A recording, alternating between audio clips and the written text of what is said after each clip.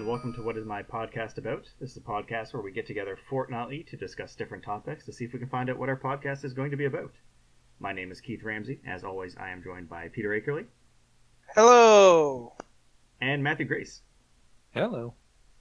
So as you can probably already hear, some of us sound like shit, and Matt sounds pretty good. That's because we're all recording from home over the computer instead of with Matt's nice audio setup being our, I guess, audio engineer.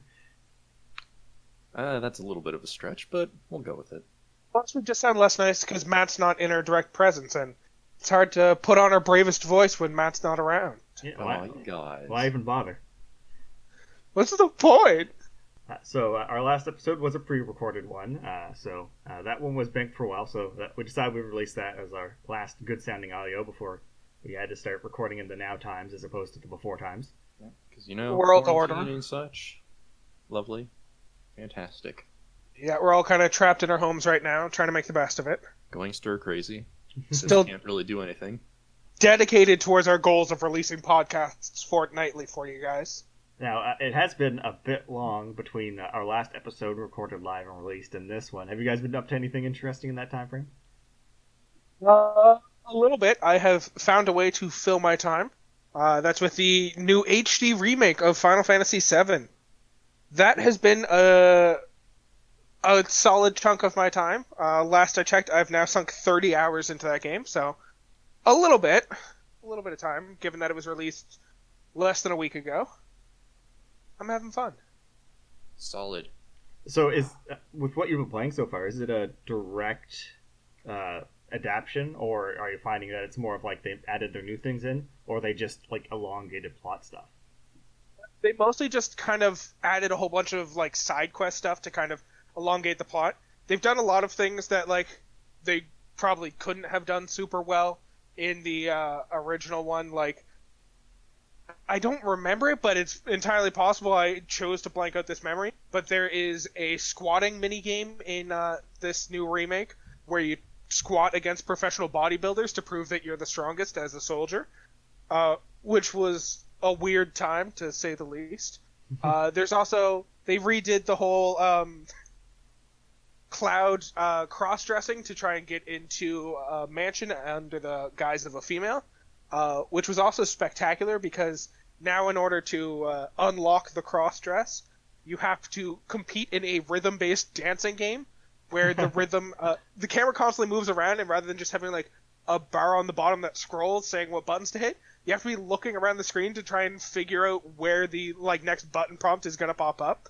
At the same time, not being able to take your eyes away from the dancing happening in the middle of the screen. Oh my god.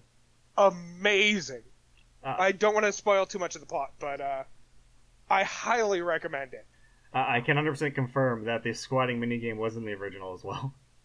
Okay. Oh my god. Well, I really need to get my hands on this now. Yeah, because how that scene worked so in the good. original game was you essentially had a bunch of like little mini quests. They weren't even side quests that you had to do within that area in order to be the most prettiest Cloud to trick the Dawn into picking you over the other two. And one of them was you had to go and do the squats, I believe, to get, I think it was like a wig or something. That's not what it's about this time around. Now you're just squatting to prove that you're the strongest, and it's completely separate from the cross-dressing quest, and you do not have to do it to unlock cross-dressing Cloud.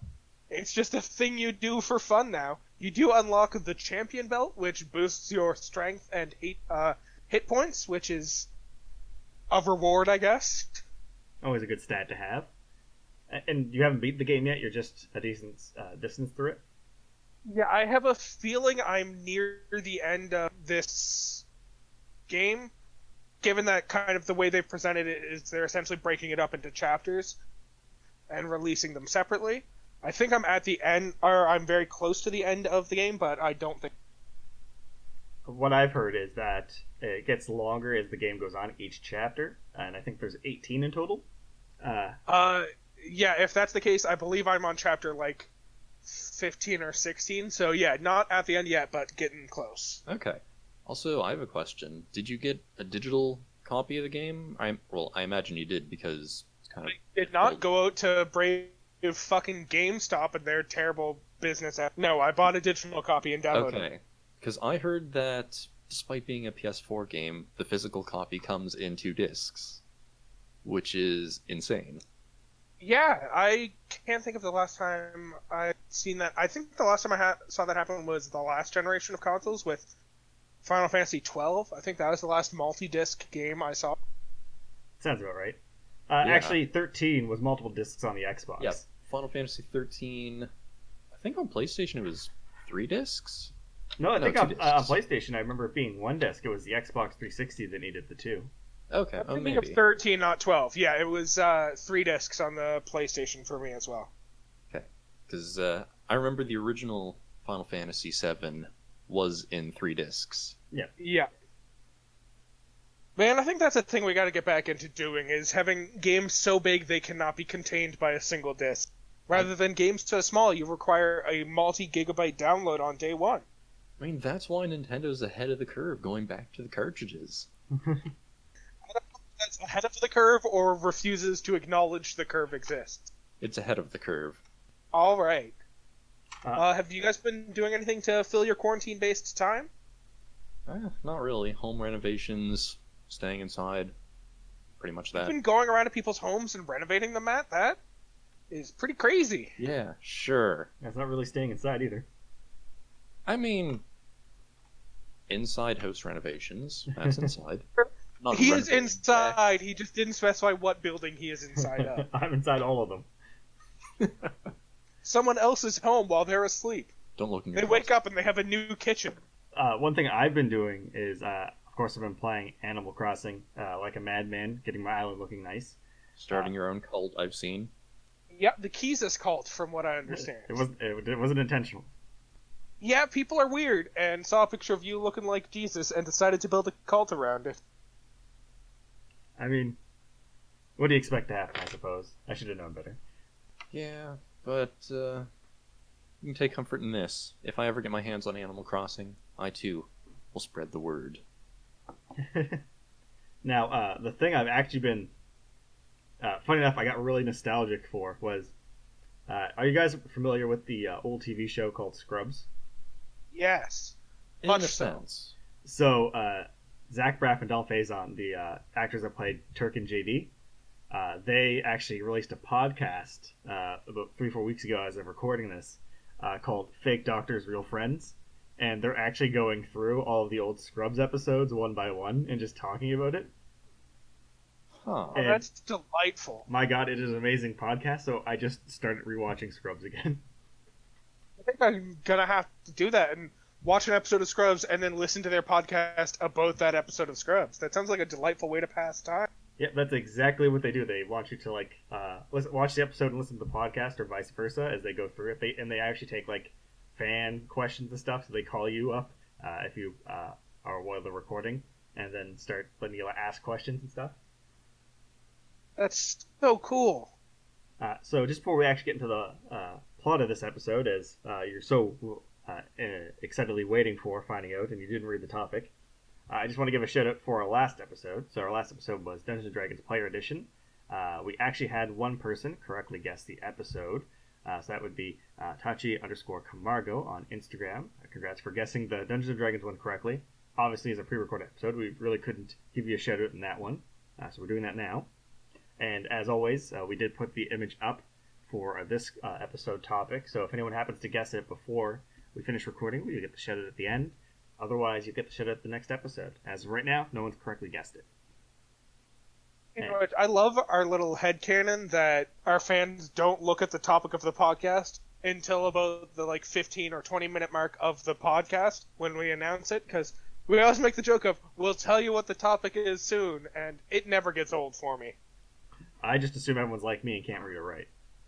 If you're a fan of this podcast, continue not reading the topic of the podcast until we tell you what the topic of the podcast is. So the topic we're actually doing today is going to be around Lovecraft and all of his great short stories and ideas.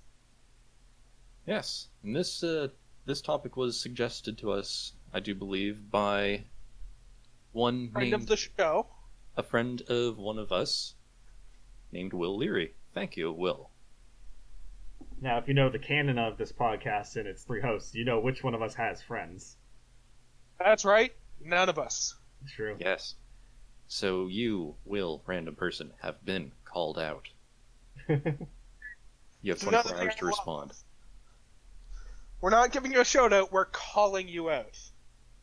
So, H.P. Lovecraft, who is he? What's he do? That kind of stuff. Yeah, so, before we decided to do this topic off of the fan suggestion, did you guys know much about Lovecraft, or did you really kind of start looking into it because of us doing the episode? I mainly started looking into it because we were going to record about this. Up until now, my only knowledge of Lovecraft was essentially Cthulhu. I didn't even really know much about that other than, hey, he's gonna come out of the sea somehow and take back the world for him and his followers or whatever. I knew a fair bit about the or Lovecraftian worlds, kind of from other things that have referenced it, and a few of his stories that I had read, but I wasn't super well versed in his works. Yeah, it's like I knew enough to see something and go, oh, that seems Lovecraftian, even if it's not necessarily Lovecraft made. Of course, and that's the thing with Lovecraft. He's kind of this strange niche thing where he's not necessarily well known specifically himself or even all the stories, but just certain things and aspects of what he created is so crucial to a lot of world building and story building within this type of mythos and type of story. Well, it's similar to what we said about Tolkien in our fantasy versus sci-fi episode, where he kind of generated an entire genre based on his own individual works and kind of defined a lot of what we talk about when we talk about stories today, in the fact that we can see something that has no connection to him whatsoever and still refer to it as Lovecraftian. Yeah, which is kind of unfortunate in a way, because if I'm correct on this, when he was alive and writing, he was never really famous. He was always in poverty and just wrote for some magazines. Well, that's the classic artist problem, is they're never famous while they're alive, and it's only through the retrospective of time that we begin to realize how genius their works were. Yeah. Which I'm assuming is what's going to happen with this podcast. So you're saying we just have to die first? Yeah, not even necessarily all of us. As long as one of us dies, I'll take the bullet for the team. Presumably the podcast should become a lot more popular. Except if one of us were to disappear, I don't think I'd have the heart to continue. I mean, Matt has a much better idea of just one of us disappeared, and not the full extreme of the other end. We could do, like, the Coke method, where one of us disappears, the other two create the new podcast without the first person, and when people hate it, the third person comes out of the woods, and now we have What Is My Podcast About Classic, and it's immediately popular again. What Is My Podcast About turns into Neo What Is My Podcast About, and then we turn it into What Is My Podcast About Classic. What was my podcast about? Yeah, that's what the middle segment's called. What was my podcast about? And then, what is our podcast about? We actually changed it from my to our for the third iteration. And what is my podcast about? Sugar-free with lime. Hello, Black Cherry. What is my podcast about? I think that was my favorite flavor of Coke. No, it's probably just because we're recording online. But when I made my joke, it was deadly silent, and I was like, ah, shit. I think my mic just cut out there. I was laughing. Really? Matt hasn't defended himself, but yeah, there we go. So, with Lovecraft, there's kind of a formula. There's not really a set rule for how it has to be. But most people kind of boil it down. When you get to Lovecraft, you really only need a few things. A first-person perspective, some unspeakable horror that you can't really pronounce its name, a cult, and some sort of monolith or obelisk. That's your Lovecraft formula right there. Yeah, there's a couple other things, like he often kind of references, well, oftentimes in his stories, it's not a first, like, person recounting of the story. Like, he's not person acting through this, but a person kind of remembering a horrifying thing they've gone through and recounting their story as kind of like a cautionary tale. Not necessarily with all of them, but a significant portion of his are someone either telling a story that someone else told them or retelling a story from their own past, and not just them telling the story as it happens. Yeah, the best way to kind of put it is it's either he found notes of a family member or someone else who kind of locked it away and is kind of reading about it, or we're kind of being told the story through an investigation. That's why most of his stories are usually some sort of doctor, like a scientist or an archaeologist, a detective, or a military man. Yeah. And in a couple I read some sort of confession from someone who suffered this tragedy or this terrible occurrence. Yeah, like I think we mentioned that we both read Dagon, and in that one it's the story of a guy who went through a terrible thing and turned to a opium addiction to try and cope with the shit he saw, and he's essentially writing a suicide note telling the story of what he saw before he ends his life because he can't cope anymore. Yeah, he gets driven so mad that he thinks that Dagon is essentially coming into his building to kill him, which I always thought was a bit of a weird understanding of what he thought was happening, because Dagon's like goddamn huge. Yeah, not exactly the kind of person who can creep through your house. And the story doesn't even mention the deep ones, which are kind of like the merman species that worships him. Well, the story also isn't directly set in his Cthulhu mythos. It's kind of its own independent thing, which just has a lot of the same theme. Okay. So I was simply saying that another one of his themes that tends to occur a lot is just the idea of something so horrifying that it kind of exists beyond human comprehension. So he oftentimes doesn't even explain things and just lists it as something completely inexplicable and incapable of being described. And he kind of gets away with it because he's not as the narrator saying that, he's as the character in the story saying, I can't possibly comprehend it enough to explain what I saw, which kind of is really cool because it allows your imagination as the reader to fill in all the gaps with what you find most horrifying yourself. Yeah, because I think inspiration for a lot of his works was based, I believe, on his belief that humans, in the grand scheme of things, are very insignificant in the world and the universe. And I guess otherworldly powers could potentially exist that are a lot more terrifying and eternal. Yeah. That we're just so insignificant in the grand scheme of things. Yeah, essentially, Lovecraft, when he was writing these stories during his lifetime, it was, after the Great War, World War One, pre-World War Two, but getting close to the start of it, essentially. And scientific advancement was happening. A lot of beliefs that were held in the past up to this point were being disproven, so a lot of world values were being kind of shucken up. And on top of that, he was an atheist as well, so he has a lot of interesting perspectives on things because of all of those kind of bunched up into one.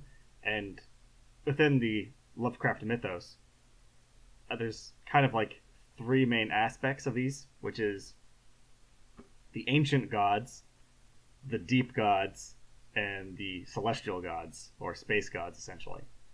Yeah, so it's the great old ones which kind of existed before anything else and kind of defy human understanding and comprehension. The space gods, which are essentially just aliens that are more powerful than we can comprehend. And the deep ones, who, from what I understood or how I interpreted it, were essentially like the great old ones, except they had become trapped beneath the ocean and had existed for long enough beneath the ocean on our world that they kind of grew into separate entities. Yeah, so we'd essentially be looking at the Cthulhu mythos is very much what is specifically the deep ones in a sense. And then, of course, the ancient ones would be stuff that would deal with ancient artifacts and idols that are linked to like evil dimensions and stuff. So you'd be looking at stuff like your Dunwich Horrors with this one. And then for the space ones, you'd be looking at stuff like what's addressed in The Whisperer in the Darkness. The color into space. Although I do want to mention that I came across some sort of article. I don't know how much merit it has, but according to it, Lovecraft himself only used these gods, or these beings like Cthulhu, as sorts of plot devices for the messages he wanted to convey. It wasn't him who came up with this whole pantheon, but one of the other writers who started to develop on his whole, I guess, world mythos that started to actually form this whole pantheon of good deities, bad deities, and all that. Yeah, he never really, built upon this idea of these pantheons. It's more so he just created a whole bunch of different incomprehensible monsters, and other people who interpreted his works kind of built them into a pantheon altogether. Yeah, and that's kind of the interesting things about Lovecraft. A lot of people speculate that his atheistic views on things, his idea of what was evil and good, wasn't based on morality, but more so the survival of humanity. So a lot of the creatures in the early Lovecraft works too aren't really necessarily able to be described as evil. They could only be evil in the same way that you would be evil for, stepping on a bug you didn't see, essentially. Yeah. Exact same logic of killing a fly doesn't make you evil the same way that these giant beasts killing humans doesn't make them evil. Yeah, the whole idea of Call of Cthulhu is that you just kind of wait and hope that he never notices you. Yeah, pretty much.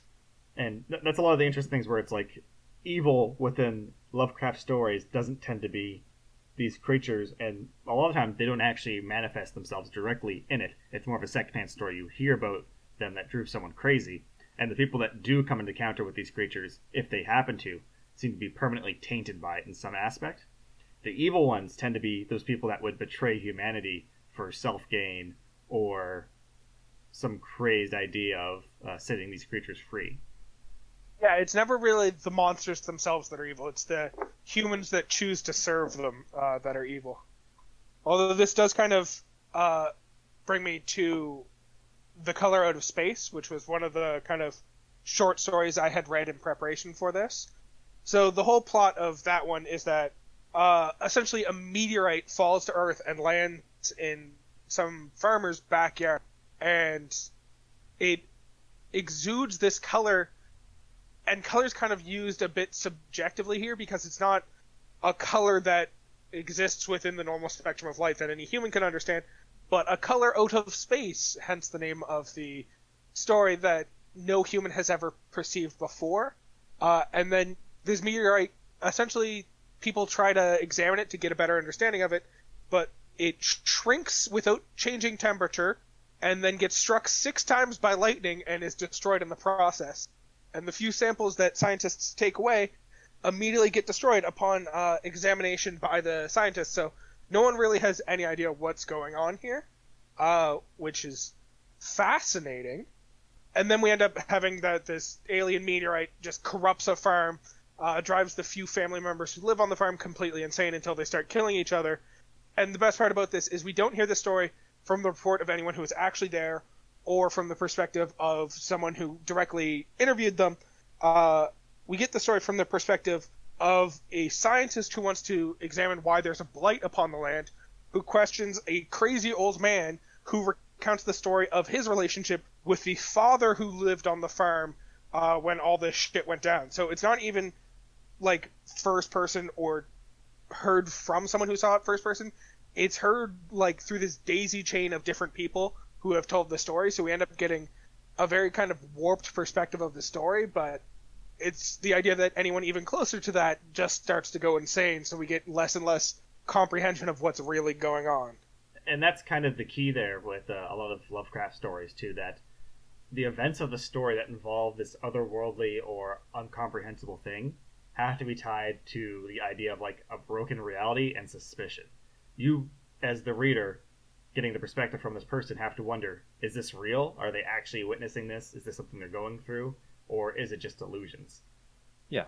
And it would be... One thing I noticed when I was reading the stories that I did is all 3 of them had the same thing in common. It was all 3 of them were told by the person who had experienced the moment in question, and their description of how things happened were all kind of rambled and descriptions repeated. It all sounded like it was coming from a madman, essentially.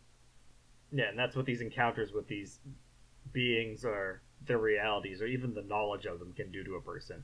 They're so vast and incomprehensible that it almost breaks your sense of what is real.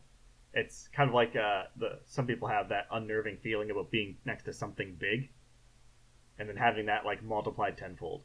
Yeah, but then also some of them have very real kinds of explanations behind things, like Dagon.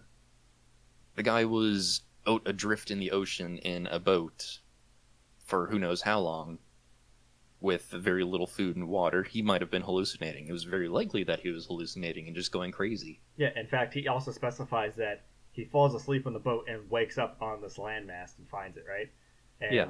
afterwards, when he's telling the story to the people that saved him, they actually go over the area and there's no indication that there's a landmass or even a landmass that should be in that area.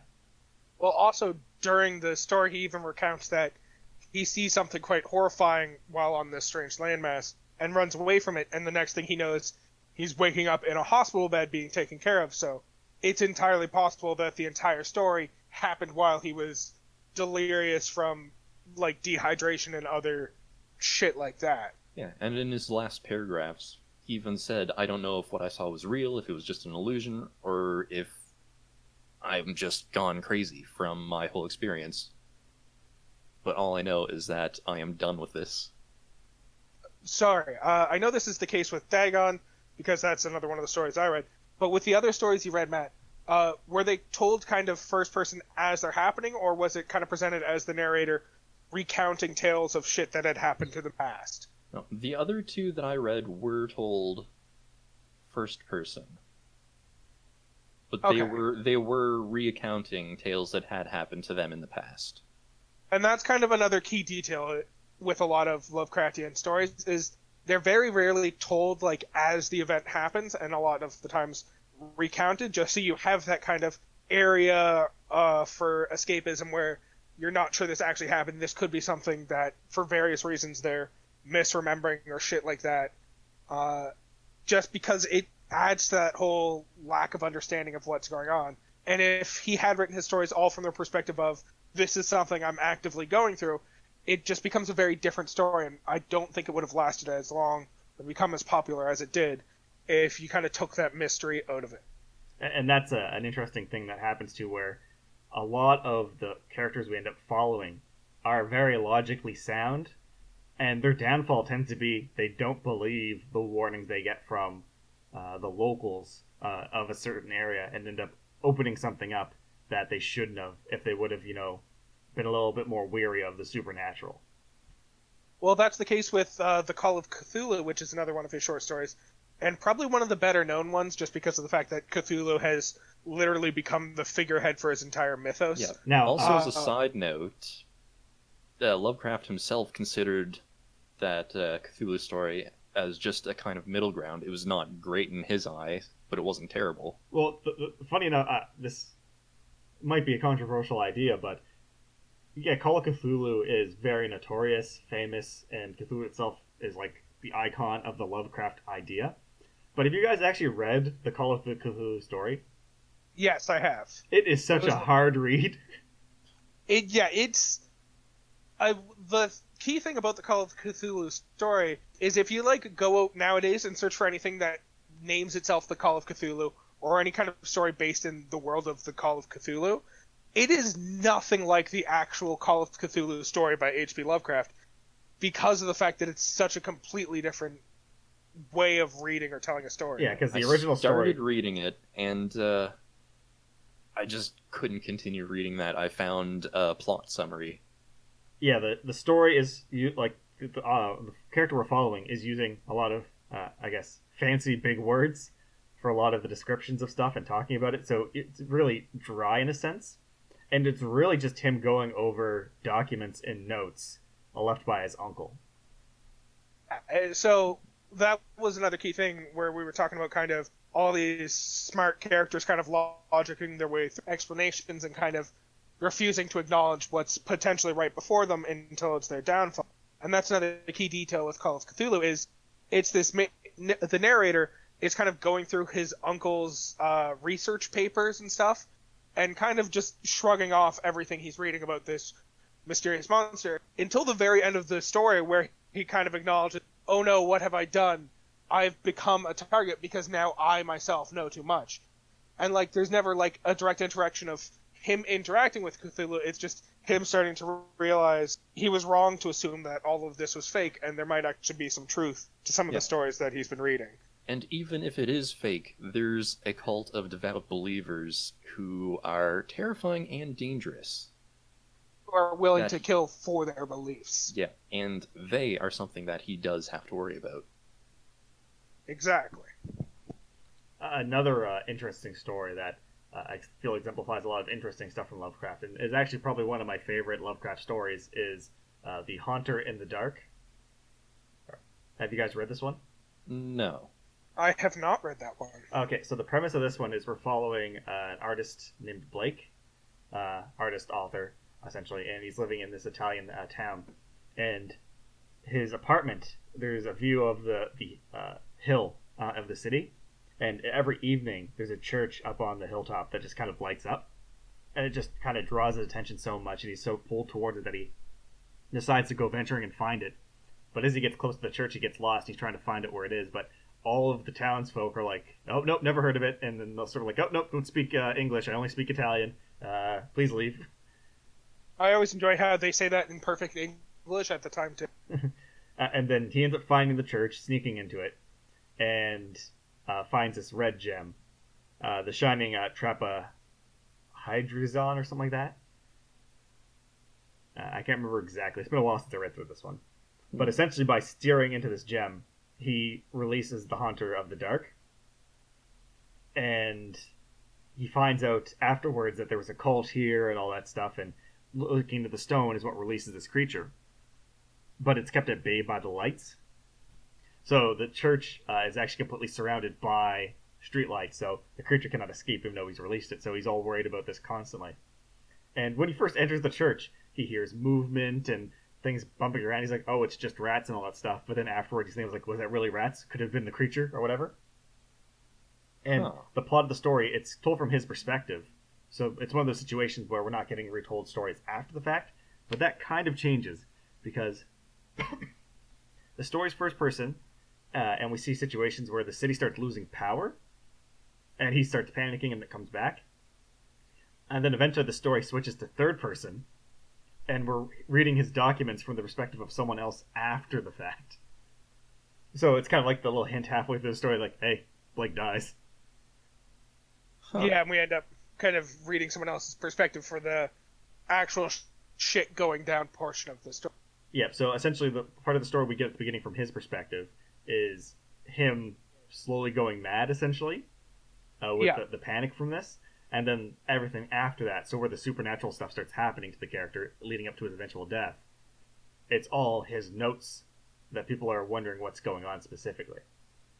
I think that's probably a key detail of why these stories are never told directly from the perspective kind of actively going through it, is just because of the fact that, as you said, it tells the story right up until he starts going insane and switches to someone else reading his notes on the effects. And it's probably just that whole perspective of, it's hard to read a story written from the perspective of someone who is actively going insane.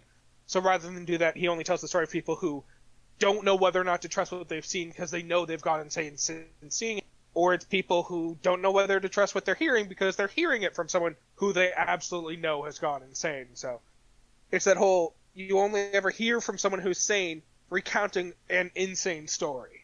Yeah, like one of the stories I read, The Alchemist. It starts off with an old man who's just over 90 now, and he recounts this tale of how he's a noble, and the last of his line, living in an old, decrepit mansion that's been there for centuries, and how his family was cursed, and how all the peasants around the castle just avoid them because of this death curse. Which seems a little odd that his family's cursed since he's 90, and everyone's cursed to die at a young age in that family. But then he also mentions that he's starting to go senile in his old age, so he might not remember everything correctly or such. But his father died before he was born, and his mother died in childbirth, so he was only raised by the butler of sorts, taking care of him and teaching him and all that. And so all he had to do for fun, since he couldn't make any friends with any of the people or the peasants in the village, he was always told to stay away from them, was to read all the books that they had in the castle. And a bunch of them were about, like demonology and rituals and magical, mystical things like that. So he took a very strong interest in that sort of thing. And then he also, at one point in his life, came across some writings that explained the origin of the curse on his family. That there were two, I guess, sorcerers in the town, just a little bit above peasant, but not anything special. A father and a son. The father got killed by someone of the noble family at the time period because they had assumed that these sorcerers took them as, I guess, ingredients for their dark rituals and such. So he strangles the father sorcerer to death, and then just after the guy dies, they're like, hey, no, we found your son over here, it's all good, they had nothing to do with it. And they were just all happy that they found his son, and he was safe, and their fears were unfounded. But the sorcerer's son, who was lurking in the trees just off in the shadows, saw this happen and decided to throw a vial at the guy's face who strangled his father to death, said his curse that anyone of his line would never live any longer than he did at age 32, and that guy promptly died. That's another kind of reoccurring theme in a lot of Lovecraftian stories. Not in all of them, but in a not insignificant number. They kind of feature this idea of curses, or just like the idea that the sins of your ancestor kind of continue to have lasting effects on you, even if you're no longer directly related to them, you didn't have a direct impact on any of their choices. You're as distantly removed as possible, you still suffer the effects of the sins of people generations before you kind of doing terrible things, and now you have to suffer the consequences. There's a lot of this idea that, like, you get your guilt from your parents, not necessarily being born innocent or anything like that. Yeah, so after he learned that, he just kind of spent the rest of his life just keeping track of day by day his exact age down to the hour, and he just spent time exploring the castle, because it was so big, so massive, lots of it was just decrepit. Wait, so how old was he during the story? I might have missed that detail. He was a little over 90 telling the story, but in the story he was growing up still, so nearing his 20s in the beginning, and then the end of the story takes place a week before he turns 32, so his ultimate deadline in life, where he finds, because he's also read about a bunch of elixir of immortality things that these sorcerers were supposedly looking for. Of course, alchemist, kind of one of the key things you do is the elixir of immortality. Yep. So he found a hidden passage that he had not yet discovered, followed it, and ended up finding the lab of this alchemist, who came out as some decrepit, almost skeletal-looking being with dark holes for eyes. Tried to kill him. Guy panicked, threw his torch at the guy, set him on fire. He fainted. When he came to, the alchemist was just a singed black form on the ground, so he goes past, into the chamber, sees something gold in the corner of his eye. He's too caught up in the moment to actually go look at it, just assumes it's a pile of gold. And he's trying to logically put together how all his ancestors died at the age of 32. And he looks past to the end of the chamber. There's an exit out into a crevice in the hills behind the castle. So it's like, oh, this is how this guy must have gotten in and did things. But that was so long ago. He would have to be so old to have committed all of these crimes, and then as he's walking out again, the corpse just springs to life again, and he's like, you fool, you're looking at the answer right in front of you. It's the goddamn elixir of immortality. Admittedly, it was a kind of funny ending, but still. Yeah, that tends to be the thing where any of the stories involving the ancient ones seem to be more of curses and family mistakes, whereas obviously the deep ones tends to be more of, knowing too much or digging too deep. And then finally... kind of like the idea of, like, forbidden knowledge of knowing something you shouldn't know. And then, of course, anything that involves like the space creatures tends to be more of the fear of integration of the other. I feel one of the good exemplifications of this would be the Whispers in the Darkness. Have either of you read this one? I have not read that one. No. So this one's essentially like there's rumors of these creatures washing up on the shore of this town, all that stuff, and we're following a character who's investigating at the behest of a friend, and he ends up talking to a man who like kind of sits in the darkness and constantly whispers, maybe hence the title, hint hint. But the big reveal of this one is they find out that there's this alien entities essentially that it's kind of like body snatchers is the best way to describe it, because at the end he finds out that they found a way to remove the brains from the body and put them in these jars, and by attaching things to the jars they can still speak and all that stuff. And the reveal is like he ends up finding in some of these jars the brains of people he talked to, but it couldn't have been them. And that realization just kind of like lands at you at the end of like, oh, they're wearing the people as like bodysuits and doing stuff. Huh. So it's that kind of like the fear of like the integration of like, it's one of those moments where Lovecraft really shines. If he doesn't tell you specifically, it's more of you read through the story, you think things are weird, and then he gives you a key piece of information that when you look back at the rest of the story, it all kind of like fits into a neat package in a very disturbing just way. Make everything else just purely unsettling. Yeah, I really enjoy the way Lovecraft kind of handles those kind of reveals. Like, another one that brings to mind is The Outsider. Have either of you read that one? No. I have not, no.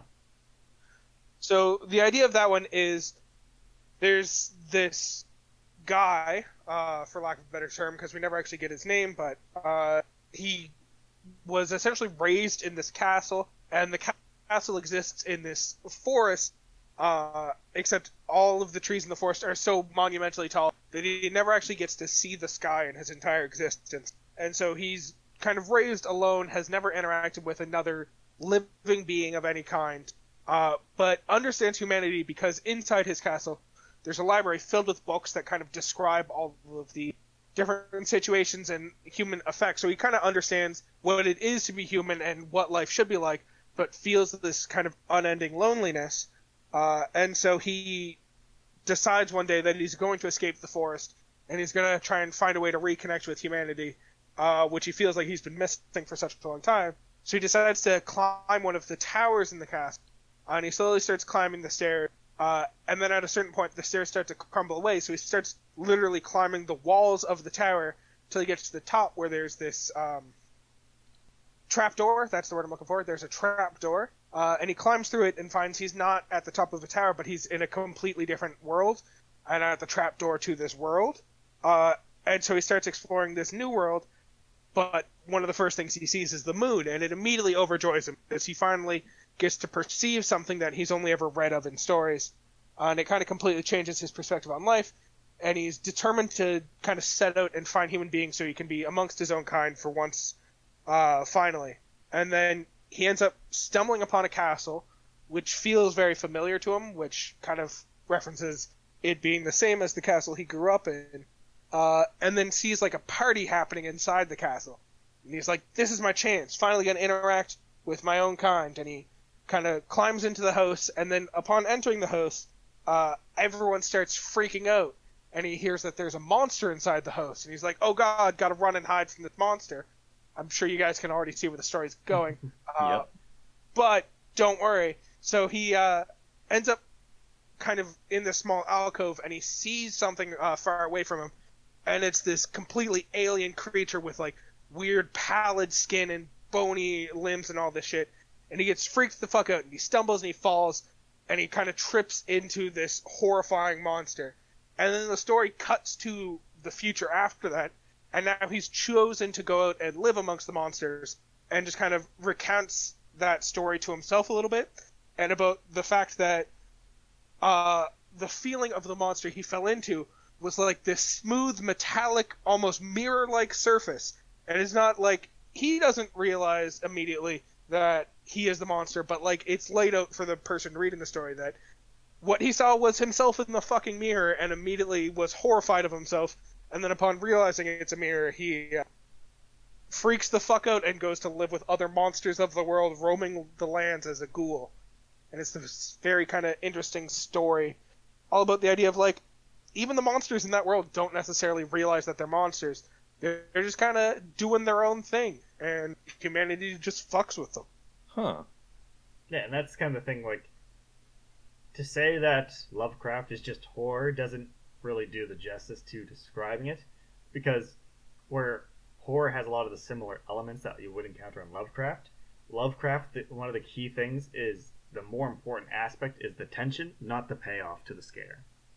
Yeah, it's the kind of like building tension that you feel over the course of the story, and you oftentimes, as you can with the outsider, and like even reading it, you can tell where it's building toward, but like the characters inside the story don't always see where it's building the same way that you, the reader, see, which just causes the tension to be even better because you know what's coming and the characters don't. You have to watch the characters blindly walk into a situation that you can see coming from a mile away, and so you just have this incredible feeling of unease as people essentially like intentionally step on a bear trap. It's very well written stories of intense pressure. The last story that I did read, and I'd recommend you guys read this one too, The Statement of Randolph Carter. I read that one as well. Oh, you did? Yeah. Oh. That was a good one. Oh, Keith, Anyways, did you read that one? No, I'm not familiar with that one. Okay, well, it's told by, as I said before, all the ones that I did read were told by the person who experienced these moments. It's told by some guy who's apparently being interrogated by the police or some sort of detective about the disappearance of who he was reportedly seen with wandering into this swamp, because these two had apparently gone to investigate some graveyard that has been left untouched and unvisited for who knows how long to look into something. And as you'd expect, it sounds like the ramblings of a madman. So you don't know whether or not to believe his story, despite the fact that he's the one saying it and this is what happened. And he says, whether you believe me or not is entirely up to you. I wouldn't believe me if I didn't see it. Although that one also did have a little bit of a weird ending line to it. I should say one that I didn't entirely expect. But I'll just leave it at that and let you experience it. Yeah, it's a fun one to kind of read yourself and see where it goes. Mm-hmm. Yeah, I'll definitely take a look at that one. I do enjoy Lovecraft, and there's a lot of work that you just don't ever get around to, but I do try to get through them when I get the chance. Yeah, because since it's told from the perspective of a rambling, kind of gone insane person, the things he's describing you might not recognize right away as he's describing them. And so it just adds that little bit more, I guess, mystery and tension to the whole situation. So do we want to talk a little bit about some of the other works that have kind of been inspired by Lovecraft? Sure, because one thing to keep in mind is, as big as Lovecraft is, you have to expect that it's going to have an influence, as we stated, on things moving forward. So things inspired by Lovecraft are to be expected. And there actually is quite a bit of good stuff. To have a Lovecraft story, you don't have to necessarily be locked into the time period that Lovecraft existed in. In fact, set a couple stories in kind of not exactly super different times, but they've been spread out over a little bit of time. To be fair, given when he was writing his stories, it's hard for them to be set in currently modern times, but other people have done a great bit of work of setting Lovecraftian stories in modern times, because a lot of the themes work today just as well as they would work in like the early 1900s. Yeah, and we've had games made in this universe. They're called Cthulhu Games, Dark Corners of the Earth. Recently there was The Sinking City. There's movies, podcasts. Actually, there's two podcasts I'm actually quite a fan of. One's called The Infinite Bad, which is a few people sitting around playing Dungeons & Dragons, not Dungeons & Dragons, but the Call of Cthulhu RPG game, and doing their own spin on a few things. It does a real good of tackling uh, the like Lovecraft Call of Cthulhu mythos in an aspect, but addressing it in more of a lighthearted way, just where they're playing an RPG game, they're having banter not as their characters but outside of the game about the situation, so it's kind of lighten the mood a bit. Another one which I highly recommend to anyone who likes these types of stories, it's called The White Vault. They've actually just finished their season 3, and it's about a technical team that's sent to this facility in, I think it's like Finland, Sweden, like somewhere in the Nordic. And when they get to the facility, there's this bad snowstorm and they're all trapped there. So it's them trying to do their work when strange things start happening, and you can tell like cabin fever is trying to sit in while they're doing all this. And then they find this weird monolith in an underground cave with like an archaeological site, and then things just start getting bad from that point.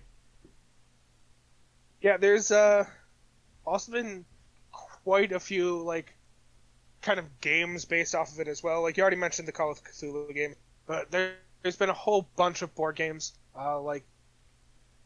There's so many I don't even know where to start. There's the kind of Mansions of Madness is a board game based off of kind of the Cthulhu mythos. Arkham Horror is another one. Yeah. Essentially anything that references Arkham. Arkham was a creation by Lovecraft all of himself of this weird town in the middle of kind of Boston, or not in Boston, but in Massachusetts, of this area where all these kind of crazy things happened. Even like the kind of expanded lore we kind of get from the World of Warcraft and like all of the like little lore bits that they kind of release every once in a while, like surprisingly well line up with the Cthulhu mythos, and it's pretty clear that someone in the Warcraft like writing room is a fan of Lovecraft's works and keeps kind of like slipping in different references to his kind of world, except like changing the name so they're more Warcraft based and not direct references to Lovecraft. Yeah, like another big one that is not directly related to Lovecraft, but obviously takes huge influence from Lovecraftian stuff, is Bloodborne. Yeah, Like, definitely. You guys know me, I'm absolutely terrible with anything horror, so I picked up Bloodborne because I love the combat, I love FromSoft games, but it was just too horror-oriented for me to actually get into. But from what I've actually seen of the game, and what I've watched of the game, there's plenty of bosses that are huge, like eldritch abominations that you have... They're just terror-inducing, and you have no like idea how they'd come to be, or what they're capable of. You just know that they're there, and they're, I guess, something you should be scared of. Yeah, and that's some of the keywords that like kind of clue you in that it might be Lovecraft inspired or related. If you hear the word Eldritch, Arkham, Cthulhu, Old Ones, like it all tends to be just kind of like synonym to one of these beings or deities. From And Lovecraft. a huge theme of Bloodborne is loss of sanity. Yeah. And another video game I came across looks like an older game that I want to look into and possibly play in the future is Sherlock Holmes: The Awakened. It's a Sherlock Holmes detective game where the creators of the game didn't want to focus on the creatures of the Lovecraftian lore. They wanted to focus instead on, I guess, tension between Sherlock Holmes and what he eventually discovered he was looking into was a cult trying to summon Cthulhu and their kidnappings and murders. I mean, that still works in the mythos of what would be Lovecraft, too, because, again, a lot of times it doesn't focus on the creature, it's more of the plot device that moves the story and slowly drives the hero of the story mad. Yeah. And when I first saw Sherlock Holmes related with Lovecraft and Cthulhu, I'm like, wait, really? It's Sherlock Holmes. But then as I read the description, I'm like, oh, it's actually dealing with the cultists and the people, not actual monsters. Key thing that we should bring up if we're talking about different works inspired by Lovecraft's works is the RPG entitled The Call of Cthulhu, which is very largely based on the Call of Cthulhu, except with cats, because the internet. So very fantastic. Still deals with horror and incomprehensible monsters, but also a lot of these horrific monsters are also cats. I enjoy that the subtitle of it is the Necronomicon. Necronomicon. It's pretty great. Is that a catfish on that picture? That's a cat shark, I believe. Oh, that's just terrifying. Yeah. Sorry to derail the conversation by talking about the Call of Cthulhu, but it's a thing everyone should try. Speaking of which, I'm now introducing a recommendation section related to our topic, and our only recommendation for this episode is the Call of Cthulhu. Check it out. Well, I also want to recommend something mainly because I want to watch it. Is it a little 2-minute comedy horror short that came out in 2009 called The Necronomicon. And I'm just going to read its synopsis here on IMDb. It's like, do you want to be a nicer person? Are you looking for inspiration to do good things? Well, keep looking. But if you're into opening up terrifying vistas of reality, then the esoteric order of the Old Ones and Cthulhu cultists want to help. All right. I mean, I already recommend taking the time to listen to The White Vault. Really good. Yeah. 4th season, which looks to be the final season, is coming out eventually. So I take it back. We had multiple recommendations for things to check out. And we'll start doing so more and more often as this podcast goes on, as I'm now declaring, even though we have not discussed. Because one thing that I did learn from this podcast is that I am actually really interested in reading more Lovecraft stuff. It's definitely a more intriguing and different way of addressing horror. Because I've always had a mild curiosity about the topic as a whole, but I've never really looked into it more than odd searches about Cthulhu. Now we did. Sorry, go ahead. I was going to say, now we did kind of touch on you guys starting with Lovecraft, but what was the first story you read and what were your thoughts on it? The first story I ever read was actually a while back, but it was the Dunwich Horror was actually the first one I read. Dunwich Horror is very good.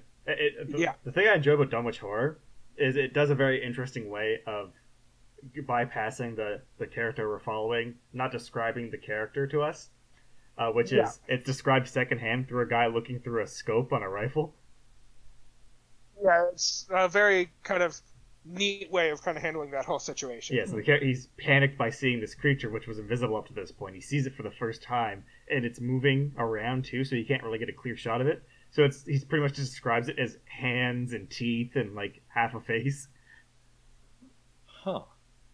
How about you, Matt? What was your kind of first introduction to this? Yeah, my first actual Lovecraft story that I read was The Statement of Randolph Carter. And I was through... Sorry, did you read that for this podcast, or had you read it prior to us discussing this topic as a podcast? I had read it for this podcast. I've never read anything actually Lovecraftian before we started research for this. I'm ashamed to admit. But, perfectly alright. The Statement of Randolph Carter certainly drew me in. Like, just the weird way of writing. It caught me off guard at first, but as I continued it and finished it, and I read something else, I'm like, okay, there's trends here. There's similarities between the viewpoints, the styles of writing, and I started to think more about what happened. Is there a logical explanation for what happened in the Statement of Randolph Carter? Or is there actually something more behind the scenes? Yeah, it's kind of funny how reading Lovecraft can draw you in the exact same way that the characters within the story try to get drawn into the lore. How about you, Keith? What was your kind of introduction to the works of Lovecraft? So, funny enough, my introduction to Lovecraft did not come from one of the books. My first introduction was actually Dark Corners of the Earth, which is a PlayStation 2 game. Nice. So the game starts off that you're kind of like a detective who's helping police raid an abandoned, rundown building that's kind of been run by a cult. So you're helping them raid the building, and then you enter the building through the back with some of the police, and a shootout starts. And one of the cultists directly recognizes you and tries to tell you something, and then ends up dying. And you end up having to escape from a few other cult members into the basement, and it's this weird labyrinth with like totems and stuff. And then your next thing you know is you kind of just wake up back in your bed, and you start trying to solve the mystery. And that kind of got me interested in the whole idea of like, oh, what is Cthulhu? And then, I more so started on the game side of things. So played a few of the Call of Cthulhu games itself, looked into some of that, and that's what kind of got me into the Lovecraft stories itself. And then I just started looking for other things and ended up finding some podcasts, and there's now a lot of Lovecraft stuff I consume. Well, my fun thing with the Dunwich Horror was when I was in high school, our teacher, or not high school, in junior high, our teacher got us to do kind of book reports on different kind of stories, except he gave us like a list of like a dozen different stories and said like we would pair off into groups of however many and choose one of those stories. And one of the people in my group was like a huge fucking Lovecraft fan. And he was like, would it be cool if like we chose a different story? And he's like, yeah, just get it approved by me first. And he chose the Dunwich Horror, and the teacher was like, yeah, cool, whatever, try it out. And so I got introduced to Lovecraft through a book report in high school. Normally, the book reports you do in high school end up having you hate the book forever. No, I was actually pretty into this one. It was dope. Huh. To quote the person who was in my group who decided we would do the Dunwich Horror. I mean, that is a good choice. The Dunwich Horror is actually one of those classic Lovecraft stories that I feel if you can only read certain ones, like say 5, Dunwich Horror would have to be included in that every time. I'm definitely going to have to read that one then. Correct me if I'm wrong. In the board game Betrayal at the House on the Hill, was there a Lovecraftian-based scenario in that you could get? There's a lot of horror-based stuff. There are some Lovecraft-based creatures, though, yes. Yeah, so for those of you, in case you haven't listened to our board game episode, where we talked about it, the game, The Betrayal at House on the Hill, involves like 50 different scenarios that you can potentially play through, depending on how the game breaks down.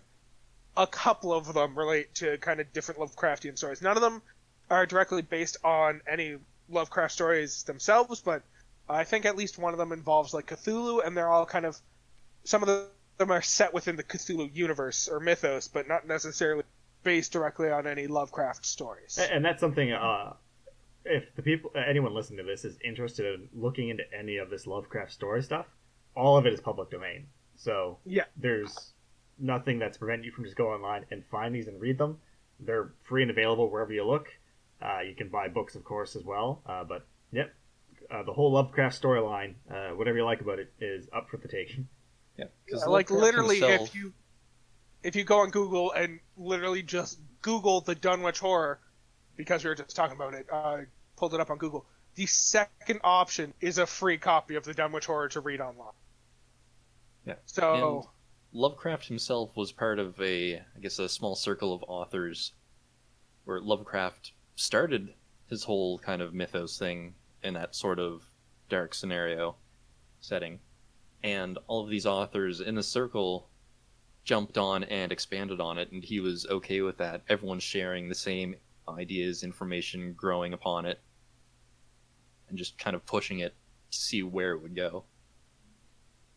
Yeah, he wasn't one of those authors who, like, felt he had ownership over the stories he was telling.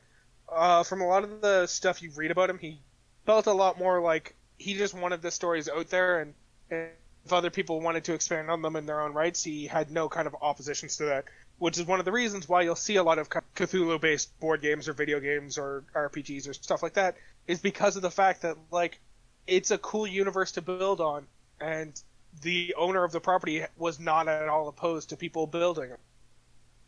Which is a cool thing to see in today's day and age, given there's so much, like, Disney types who are not at all cool with you building on their properties. I mean, Steamboat Willie's supposed to go into public domain in the next couple of years. Again. I'm sure the laws will change just like a week before it's supposed to happen.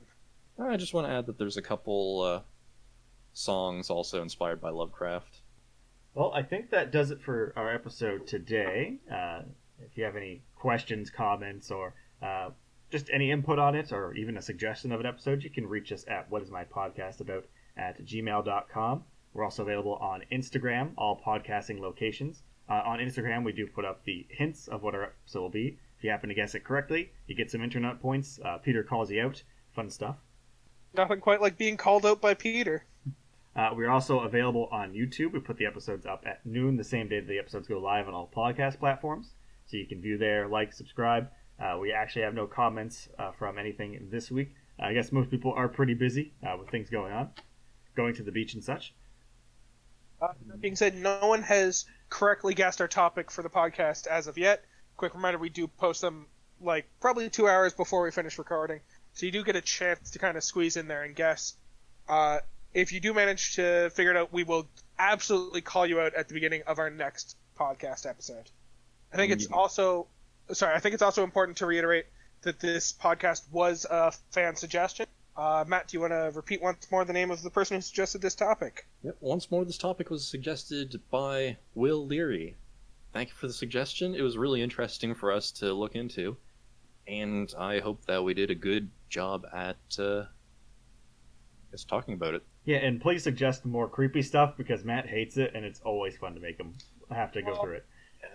Like the fact that we got to talk about it earlier last year, and Matt had to sit down and watch it. I'm just glad I watched the old version as opposed to the new one. So I'm if not you watching want the new one.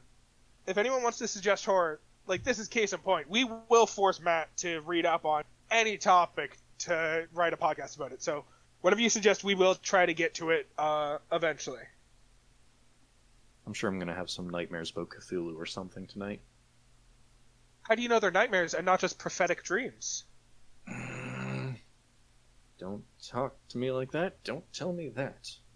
The next thing you're going to say is that my neighbors are Cthulhu cult worshippers. I mean, if anything, they're probably aliens that are body snatching. You know, I wouldn't be surprised. Would not be surprised. Do you guys have anything you kind of recommend doing over the next 2 weeks to help me get through this quarantine? Because I feel like I'm starting to go a little bit stir-crazy. Well, let's see. Our next episode will be on May 4th. Special day for some special things, I guess. Yeah, you know what they say. May the 4th be with you? No, I've never heard that. It's May 4th of July be a good day or something like that? I don't remember how it goes. May showers bring DeLoreans something. Man, DeLorean is a nice car.